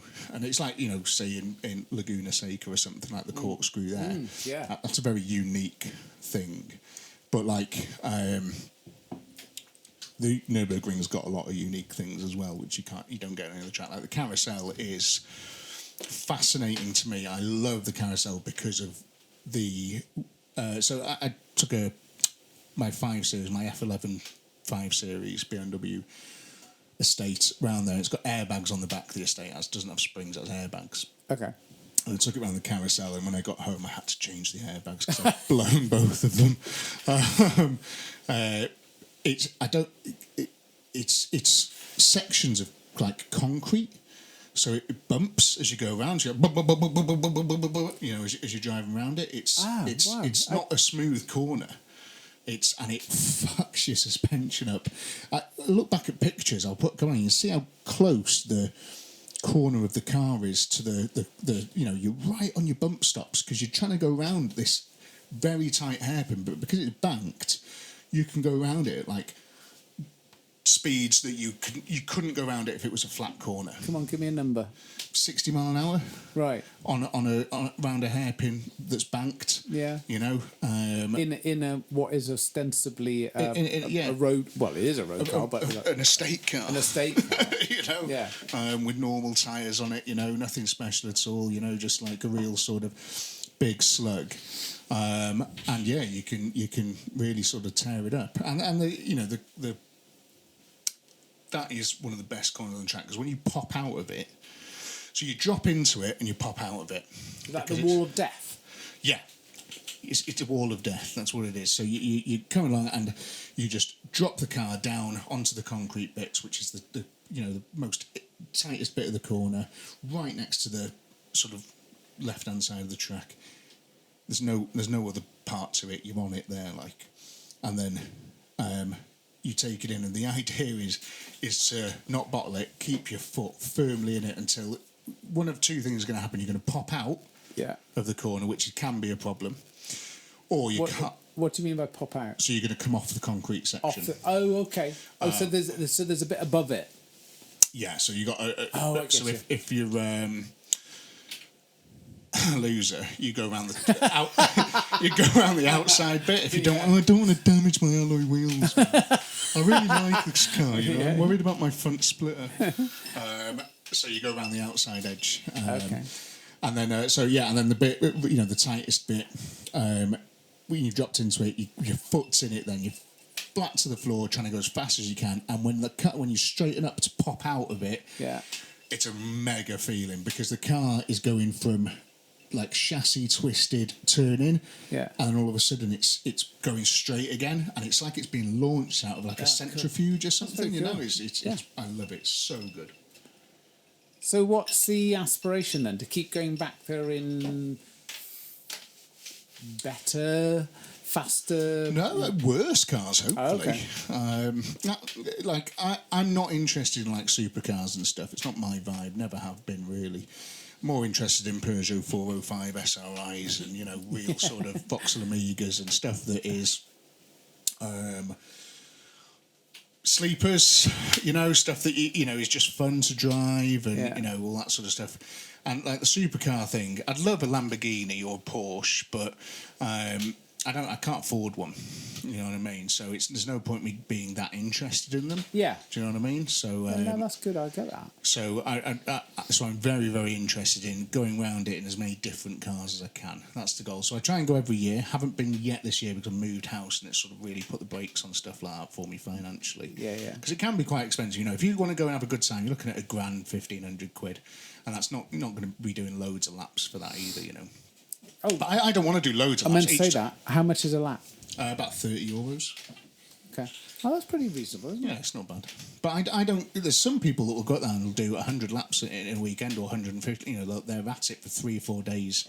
Right. And the cars are going through it, but they've modified the cars to a point where the car's a race car essentially. So they're really capable of doing a lot of laps, and they're capable of going very fast. So if you're tooting along in your road car and someone in a fully kitted out M3 flies past you, it's because their car's like a race car and it's got huge brakes on it, different fluid, it's got a roll cage. Yeah. They're possibly wearing a helmet, all this sort of stuff. So, there's two very different people on there. There's people in standard cars just having a bit of fun, and then there's people who take it very, very seriously and spend a lot of money on making their car as good as they can to get it around the track as fast as they can, which is great. Yeah, that must be that is a track day mentality though, isn't it? Yeah, so they do a lot of track days at the Nürburgring. Okay. So you just go on. It's just like a normal track day over here, but on the Nürburgring, on the Nordschleife. A lot of those people do go to those, but also a lot of them do just go out on tourist farting as well, because you still go as fast as you possibly can. You can really push your car and you to go as fast as you can on the Nürburgring. That's not frowned upon at all. It's just when you put others in danger by doing that, really. Yeah. By driving stupidly. So there are marshals. Marshals all around the track. Yeah. And can you get black flagged? Can you? Oh, absolutely. Yeah. You can get pulled off the track to do that? So daft things like noise. If your car's too noisy, they'll pull. If your car's too noisy, they'll record you going around the track, and they'll say, "Fucking like that guy in the blue M3. Yeah, he's just straight piped it, and it's doing everyone's head in." So as you come off the track, they'll pull you to one side and tell you that you're done for today. You can't come back today. And then you can go home and change it, or if you in the car park, you can go and put something on it and come back and say, look, I've done this, it's now quiet, and they might let you back on that day, but usually it's just like, that's it for today. Okay. And then you come back, but then there's lots of other things. Drifting's, you're not supposed to drift on the Nürburgring. If you do it, you get away with it all the time, doing loads of sideways cars around the Nürburgring. But if you make a point of smoking your tyres and just being a real prick about it, then turn up in a drift car. Yeah. Drifting's, it's for children, isn't it? You know what I mean? It's not proper driving at all. So they just don't want you doing it. So if you do it, you can get pulled off. I think the drifters might disagree. Yeah, well, they're all children, though, aren't they? So you could beat them all up. Yeah. How much have you spent on your child's car? Yeah. Anyway. Oh, cool. Yeah, that's really cool. That's really interesting. I didn't know that. Didn't know that about that whole process of going there And could you drive what you're going to drive around the Nürburgring to the Nürburgring? Yeah, is that right? absolutely, yeah. That's what most people do. But They don't trailer anything down. a lot of people trailer stuff. Yeah. So there's still loads of cars out on day that have been trailered over, which is great. I mean, one of the things, if you're driving like a stripped out car, sitting in it from, for 10 hours from Manchester to Germany is a bit tedious. Yeah. And can make your ears bleed a little bit. So, stick it on the trailer, take it over. And you're a bit fresher and stuff when you get there. But I like the drive there and the drive back just as much as I like driving on the track. Yeah. Because for me, I'm driving something that I haven't done that in before. So the car's new to me, the journey's new to me, the whole trip's new to me. And I'm testing every element of that car. So obviously I said, what do you like so much about the Nürburgring? One of the other answers to that is that there are motorways that lead to the Nürburgring where you can go as fast as you like. Yeah, the Autobahn, yeah. The Autobahn. Yeah, very cool. Yeah, that's really cool. I've driven through climates on the Autobahn, yeah. So I've driven from one side of Germany to the other, right? And the car that was it was a M3. Yeah. And it was an E36 M3 Evo as well, so it was a fucking good one, yeah. Yeah. And it had a temperature gauge just on the dash, like a outside, temperature thing. Yeah. So as we're going along, it's when we started to get into Germany, I don't know the exact numbers, but say it was saying 12 degrees, yeah? And then we're flat out on these autobahns. We stopped once for fuel, I think. Flat out, 150 mile an hour, just gone, And the temp, all my... not all my folks, I was really interested in watching this thing go 12, 13, 14, 15, see, all the way up to about 22. And I'm like, fucking hell, it's just got really warm, because you're in a different part of the fucking world. You migrated south. Yeah, and then you get into sort of, you're going towards Austria. And it's, the temperature sort of, was quite high, and then you're watching it come tumbling down as you get sort of more into the hills and stuff. And it's just like, God, that's fucking great. Because all you're doing is just, you're flat out driving. Yeah, and yeah. You just, the world's going on around cool, you, actually. and you're just, zoom. Yeah. It's cool. So cool. That was the most fun I've ever had on the Autobahn. But every time I go on the Autobahn, I try and push whatever I'm in to go as fast as it fucking can. Yeah. Rude not to, isn't it? Absolutely. Because you can. And touch wood. I shouldn't say this because that's fucking jinxing it. But Haven't died yet. Haven't died yet, but nothing's broken down yet either. That's a big jinx. Yeah, that's rubbish, isn't it? That's rubbish, isn't it? Yeah. Fuck. But yeah, nothing's broken down at all, which is great. Cool. That's really cool. I don't know anything about it, so I'm really interested in that. It's it's just. So what you said? Spa. Oh, I see. Of course. Yes. It's just an amazing track. It is an amazing track. It is. I've never driven on it. I'd like to. I really would. Weather can also be really interesting at Spa. Yeah. The sort of hill down towards Eau Rouge I've seen as a river. Yeah, I know. I've seen that as well. Yeah, so it's a real interesting. Only on TV. track. I've never been there. Yeah. Never been there. I've driven to the track. I've been and walked around it and stuff. It's mad. It's almost looks abandoned. When nothing's happening there, everything looks abandoned. Yeah, dead weird. It's in the Ardennes, isn't it? I don't know. Belgium. Yeah. So it's very close to Nürburgring. Very, very close. Which is weird, isn't it? Is it? Yeah, very, very close. Yeah, like an hour, something like that. Oh, okay. Yeah. Yeah, I love Spa. Yeah, it's a really cool track. I like it. I'm sure they were trying to do something recently to change, to make Eau Rouge safer, and they need to fuck off with all that. I agree. I mean, because the cars are so safe now, aren't they? And the sort of air tag, or whatever they call it, air tech barriers, that sort of stuff. So, I mean, it's safe, man. It's like It's too bloody safe. And they're taking like the sand pits, the gravel, yeah. the gravel traps out of the corners and stuff, and replacing it with like big runoffs. So it's fucking hell. Put Do you want a bit more jeopardy in there? Yeah, make it really fucking dangerous. If it was me, I would wet parts of the track. But yeah, just like I totally get it. You don't want people to die at all, do you? But at the same time, you don't want to make it boring. You want them to die a little bit. Yeah, because I watched a small clip, maybe 12 seconds of a Formula E race, which is the only experience of that I ever want. It was a 12-second clip. I don't ever want to see that again. But they had a big crash, and it was essentially they just went bump, and just like, because they're so fucking shit and slow. They're just sort of like, they're not slow though. oh, they are slow. They're slow, and they because they're so fucking heavy and wank like, and they just. And all the load of shit drivers. No, they're not. No, they're great drivers. They're great drivers. But there's a reason they're racing Formula E's. But they're just going because they're all tight. There's a lot of city tracks, isn't it? Yeah. So there's no run-off zones or anything. So they just like bump into each other, and then they hit the wall at like 30 miles. Nothing happens to the cars because they're all full of batteries and stuff like that. And then. It's almost like you don't like this. Get out, switch them off, switch them back on again.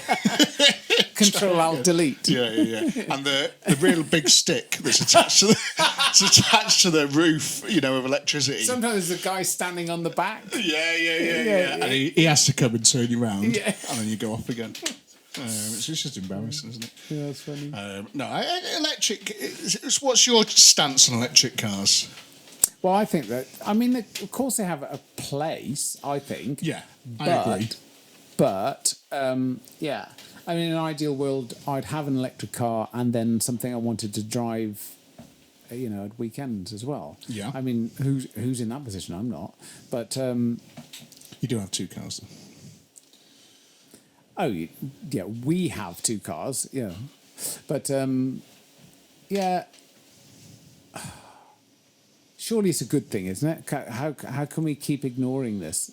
I'm not saying it's the solution. Yeah. I'm saying that it's better than petrol, diesel. Generally, right? We've got to do something, haven't we? About what? So you're not looking. A denier, no, right? But you're looking at electric cars from purely an environmental view. Well, I thought you were going there, so I thought yes, purely on that. Yeah. So I'm not saying it's the best solution, but I'm saying that we need to do something. Nice, yeah. Which absolutely, I think they've approached electric cars in a very weird way, but they can't really get them to do anything else. And the wrong way I would have said is they're making everybody's concentrating on how fast they accelerate. Yeah. Oh my God! Look at this McMurty thing. It does 0 to 60 in like half a second. It's like but I don't want your Teslas that can do crazy sort of accelerators. I really don't want that, because if I was to have an electric car, it would be used to get to work and back, and you wouldn't even dream of taking one around a racetrack. It's a complete waste of everybody's time. So you're just using it as a tool. Yeah. So I don't need my tool. I don't need my drill to be the fastest possible drill in the world. Yeah. I need it to just be really good, and I need the fucking battery to last. Yeah. Do you know what I mean? And that's what they should have concentrated on. They should have said, well, instead of making it at the equivalent of 800 horsepower in this Audi fucking e-tron or whatever stupid bloody name it is, instead of that, why don't we try and make it 300 horsepower or 250 horsepower and have the longest, biggest possible range? Yeah. Limit the acceleration on it to stop people using it, and therefore it lasts longer. Yeah. Because I had a fantastic experience on the on the Autobahn, where I was in the Amiga. This was only last year, and I'm in the overtaking lane, going as fast as I can. And a Tesla came up behind me, going as fast as he can. And the Amiga was only about 130 mile an hour or something like that, maybe 100. Oh no, it could do more than that. I was probably at about 130. So this Tesla comes up behind me, and he's flat out behind me as well. So I pull in, and he sort of slowly passes, because they don't have loads of top end sort of speed. He slowly passes, and I'm like, fucking whatever, really pissed off actually. But I was just like, but I'm at 130. I'm at cruising Yeah. speed. I'm just getting there at that point. I'm not trying to go as fast as I can. I'm just like, this is a really fun speed for me to get to the Nürburgring. So anyway, There's not much more left in that thing, though, is there? I'm sure it did. I'll have to look back at the video, but I'm sure it did like 150 odd or something. Oh, okay. I can't remember. It was a fast car, like 200 and something horsepower. Like. Oh, okay. But yeah, so anyway, so he's very, very close to me, sort of in front, doing some sort of speed. And I think he just wanted to pass me. And then I just saw his head move. And in my head, this is what happened. His head moved, he looked at his range, right? And then he slowed right the fuck down, pulled into the lane that I was in. So I pulled into overtaking it and kept my foot in it at 130 and just left him. And he slowed right down, back to sort of, I don't know, less than 100 mile an hour or something, because his battery was going to die in his car. Yeah, and do you know what would happen if my battery died in my car? The fuel ran out. You just stop and you put more fuel in, and you don't have to stand around pretending not to be bored out of your mind for 4 hours. Yeah, you can't watch a DVD though in your room again. But the difference is though that that's just a function of infrastructure. It's not there, is it? But it's also.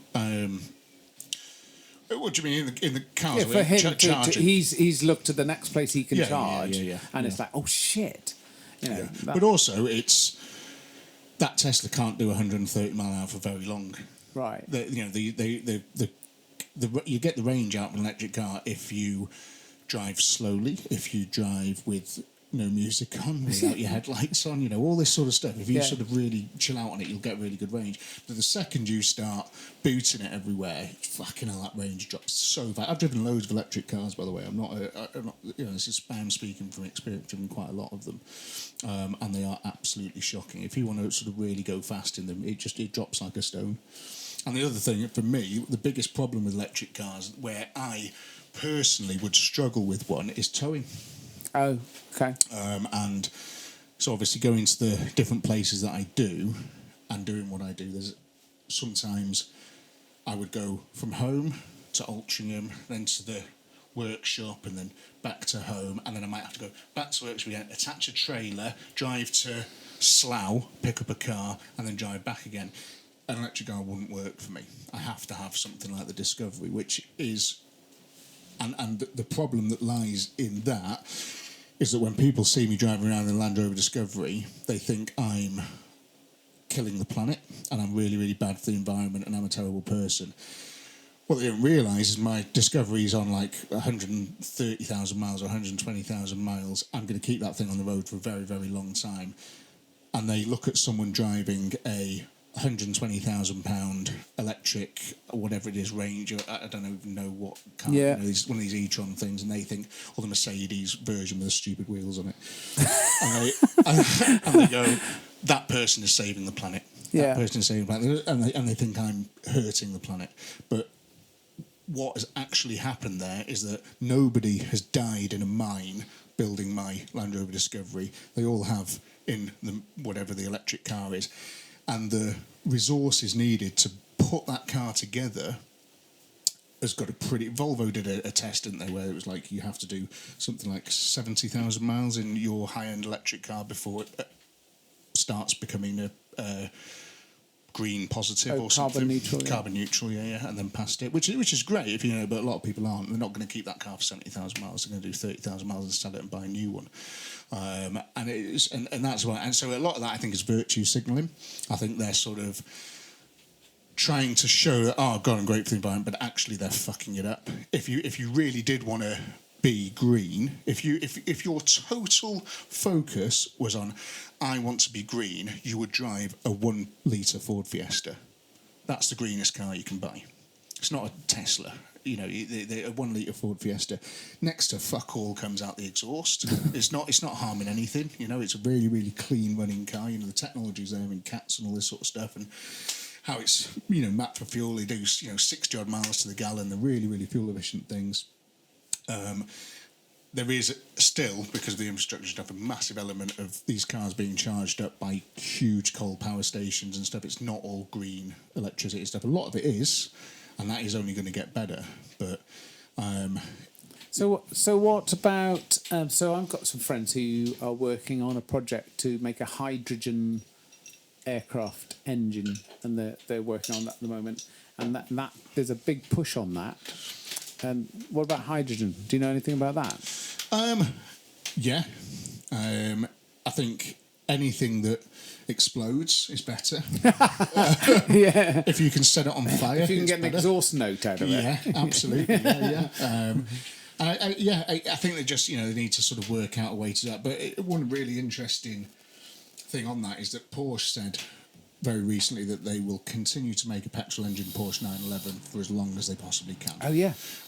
Which almost made me cry when I read that. Because With that's joy. With joy. Yeah. Because I remember it was quite a long time ago now when the government came out and said, it's going to be 2030 and they will stop selling,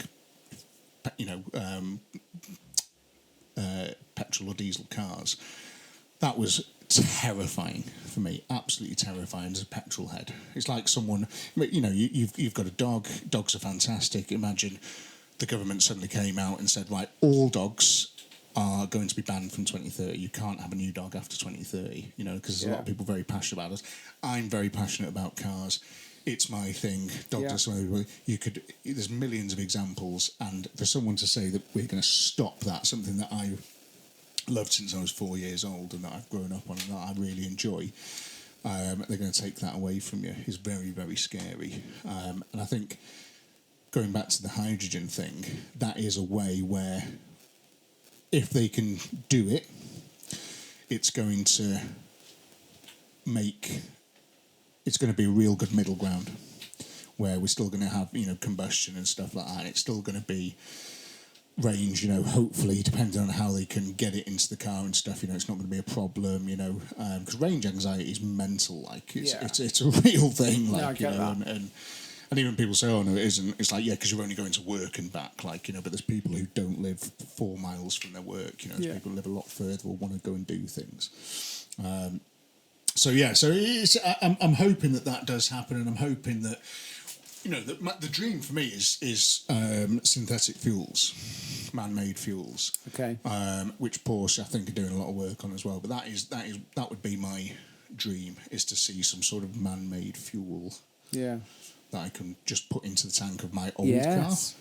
So say the truck, for example. I think Sebastian Vettel did that recently, didn't he? Didn't he put some? I think Porsche have already made it. Yeah. I think but it's like fucking a nightmare or something to make. Like. Okay. But yeah, so just imagine it. Imagine if all it was there was no problem. It was just we got to change some fuel pumps at the petrol station. And then all of a sudden you can just fill your car up. Because I am of the belief as well. It's a bit of a statement, this. Come on. That electric cars aren't necessarily going to be around forever. Okay. I think that is a little bit of a... Well, I mean, they've tried doing electric cars a lot of times in the world, and they've never sort of took off. They've took off now massively. You couldn't put us all in electric cars tomorrow. You couldn't put half of us in electric cars tomorrow. You just couldn't do it. The infrastructure's nowhere near there. And I don't see the infrastructure springing up as fast as it would if they were that confident in its future. And I think that until they sort things out, like how trucks are going to work, how ambulances are going to work, how, all this other sort, how I'm going to be able to tow things, this sort of stuff. Until they do that, I think it's still a bit of a... As you said, there's a place for it, and that place is for people just nipping to work and back. And, it would be great in a city as well, nipping to work and back in a city. Because, if there is no emissions and they're quiet, fucking great, love it, whatever. But I don't work in the city. I work in the country. So I need a car to get me there. I don't want to put my wipers on and my fucking range go down. Good. No, that's really interesting, though, because, it's happening, isn't it? Anyway. It is happening, and it's fine. And as I have looked into buying electric. In fact, I've got my name on a list for the new Morris van. Morris, as in Morris Minor. Yeah. They're making new electric vans, yeah? Oh, I've seen them. They look amazing. How fucking good They look amazing. So you can send your email in to be one of the first to get one. So I've done that. And that an electric van, and that would be fantastic to use to just go and do bits, Yeah. go and do stuff in. I would definitely use that. So there was 100% a place for them, but I couldn't sell the Discovery. Yeah. What about the truck? Oh no fucking way! Prize that from my cold dead hands. That is a beast, isn't it? Yeah. What is this absolutely. whole American thing? It's better, isn't it? Is it? Oh, come on. Come on. Because I'm a petrolhead, America does petrolheadism a lot better than the UK. Yeah, they're also shit at being green, aren't they? Yeah, which is ace, but also. Ace? Really? Yeah. Okay. But again, America's a big place. It got quite a long way to drive, a lot of them. And things are heavy in America. The cars are heavy and stuff. I know Texas very well. But someone trying to get in? Yeah. Right, let's pause it and let's have a look. Yeah, so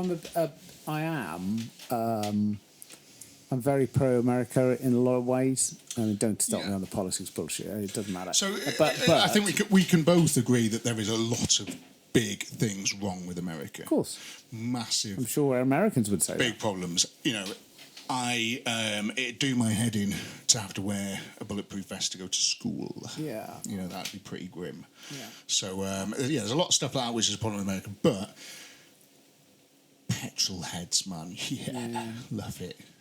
They restoration cars, parts. You can get parts for cars in America, yeah? You got an old car in America, there's, the truck. They sell almost everything for that truck brand new. And it's 1969. And I know they do that over here with minis and all sorts of stuff. They do that with a lot of cars over here, but that's just one truck. And in America, that's pretty similar for most cars. There's a huge aftermarket sort of sector. Whereas over here, some of the cars that we get, some of the common classic cars, it's absolutely fine to get parts for. But a lot of stuff, no chance. Not a hope, Yeah.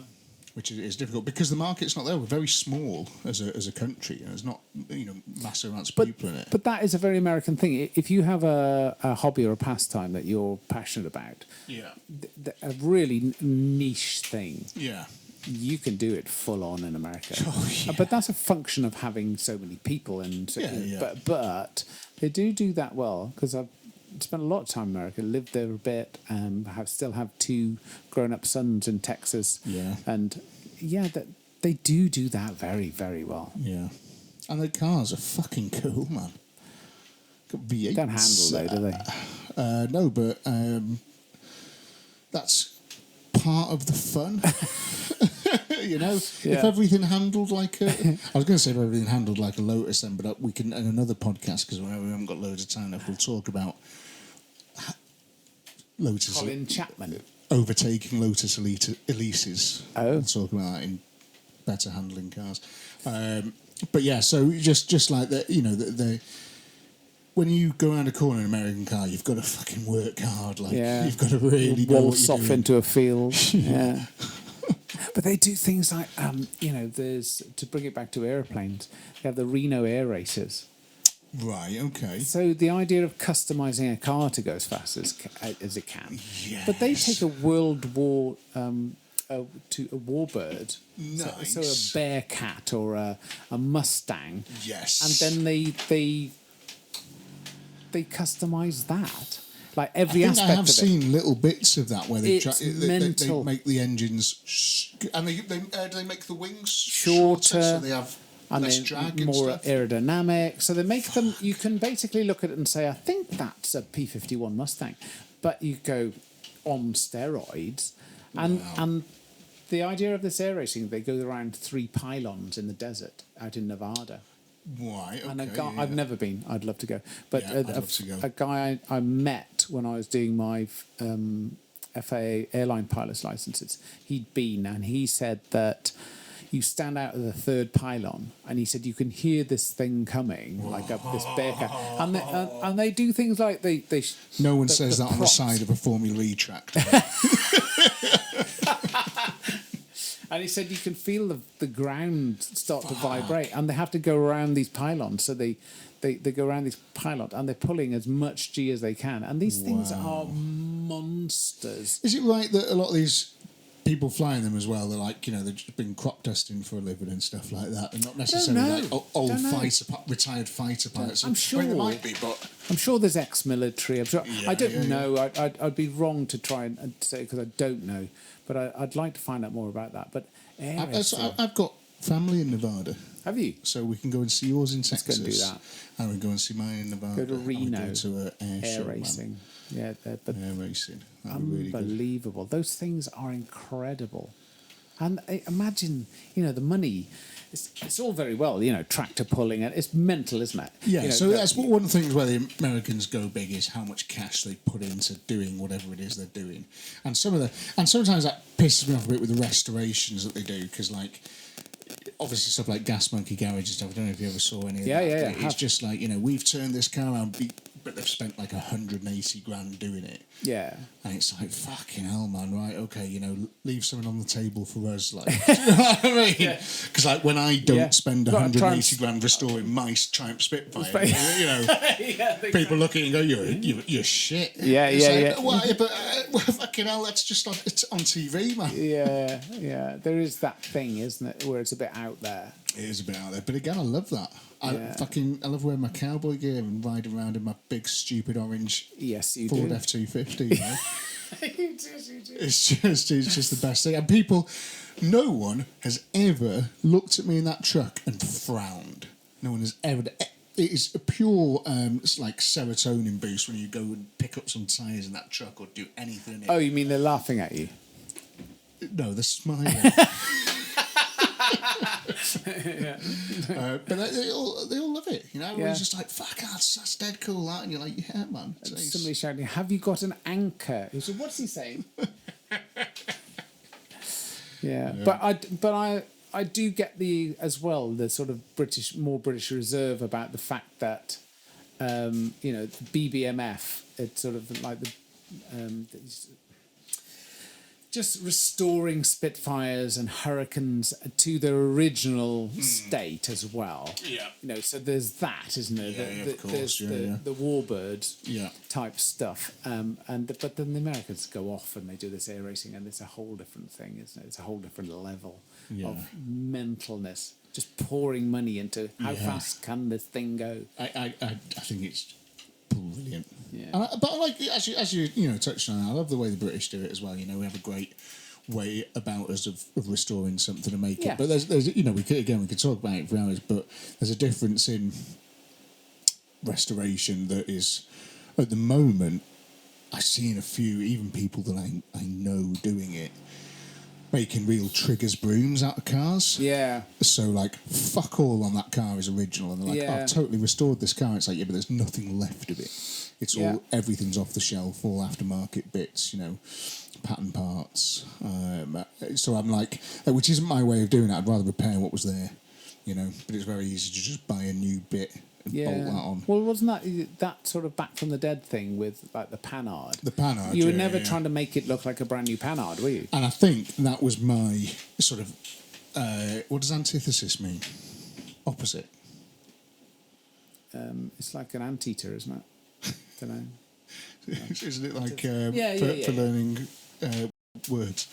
So that was against people who just sort of make these brand new restoration trigger boom things, which are still great. I still love them. I still love seeing a perfectly restored car and that's got all sort of new bits. And I think that's still amazing. I'm not sort of putting that down in any way. I'm just saying that it's a tonic to see the Panhard that is the complete opposite for that. That car's back on the road running and driving, and all I did was some new brake wheel cylinders. Yeah. The drums and the pads, the shoes are the original ones. It sat for 48 years, that thing, and I'm still using the original brakes. Well, hang on. Oh, the pads are new though, right? No, none of it's new. The wheel cylinders are new. The pipe's new, the copper pipe. Yeah. The master cylinder's been refurbished. And I've used a new rotor arm because we snapped the old rotor arm. Yeah. And 2 new spark plugs. Yeah. And everything else has just been made to work. It's been fixed. You can see the welds though, you know that, don't you? Yeah. Well, so all right, it's had some sheet metal, but the sheet metal, a lot of it was off another old Panhard as well. So I cut the sills off the old Panhard, the donor car. That's very cool. It's very cool that it's basically what you needed to do to take that thing from that's you can from completely you can have dead. chickens in it. You can't do anything else. Yeah. To it being on the road. Yeah. And quick plug, there is a 10-part series on me doing that on the internet. If you have a look, Tasty Classics. That is good, actually. Dragging it out of the barn, and cleaning bird shit off it. Yeah. Amazing that thing works. Where'd you get tyres for something like that? That was tough. Oh yes, tyres are new as well. Actually, yeah, of course they are. But the inner tubes that were in them aren't the original inner tubes. Which is mad again. I don't know. It's crazy. But it's crazy how they survived. Yeah. But the tyres are mental. Like they were really hard. I think the tyres were off some mad new car that they were never supposed to go on, and then you've just got inner tubes inside them, and they're just the wheel is the brake drum, and then your wheel where the tyre sits is just like so a the thin wheel band. is the brake drum. So Pretty much, yeah, and then you've got a thin band of metal, Okay. which bolts onto the brake drum essentially. Okay. Which is just again, I fucking love that car, man. Really interesting engineering. do you, don't you? It's like, why not? Why Yeah. not? It'd be stupid to do it the other way. It's a one-off, isn't it? It's the only one. It's the only one surviving of that particular right-hand drive model. There's no other right-hand drives, and my lights and stuff for the UK market and things because they're all French because of Panhards. Yeah. But yeah, mine's the only survivor, which is another reason why I wanted to leave it as original as possible. If you painted that car, you'd fucking ruin it. I mean that, because that is the original paint on that car. It's only ever going to look like that once. You take the paint off and that's it. History. You're just washing history away. Yeah, I like it's no that. good. Do like that. Some cars it doesn't matter on because there's plenty of original Survivor ones around, but that's the only one, so you have to keep it an original Survivor. Yeah, cool. But I think that might be a good place to finish Alright, the yeah, first cool. episode. What do you think? Yeah, enjoyed that. That's really good, wasn't Yeah. it? I've got so much more bollocks to talk about. Yeah. I didn't even get through anything that I'd written down. I wanted to talk to you about Arctic Beetles. Oh, did you? Yeah. I like them, actually. Have you ever seen It's Arctic that Beetle? difficult second album. But It was the Australians' vehicle they used to explore the Antarctic. oh, Because all the Russians and that, they built all these fucking mega things, and the Australians like, I've got 3 Volkswagen Beetles. yeah, Let's put them on a plane and take them over there. yeah, cool, Right, it's just died. perfect. I could just cut it at fucking what we said anyway. Yeah.